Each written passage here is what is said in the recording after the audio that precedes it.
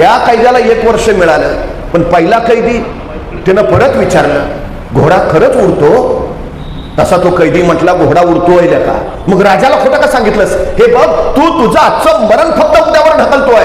तसा तो कैदी म्हटला, हे बघ, मी माझ्या जगण्याचे पर्याय तयार करतोय.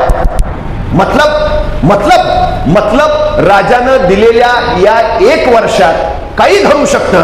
म्हणजे अरे ह्या 1 वर्षात मला फाशी देणारा राजाच मरू शकतो, आणि तो नाही मेला तर मी मरू शकतो, आणि तू पण नाही मेला तर ज्या राजाच्या घोड्याला आकाशात उडायला शिकवायचा आहे तो घोडा मरू शकतो, आणि तो पण नाही मेला तर घोडा खरंच उडू शकतो. अरे काही घडेल ना, वर्ष आहे माझ्याकडं, मी आता हार कशाला मानू, मी आता माघार कशाला घेऊ, मी परत कशाला फिरू, मी लढत राहीन. जोपर्यंत मी जिंकत नाही तोपर्यंत मी झुंजत राहीन.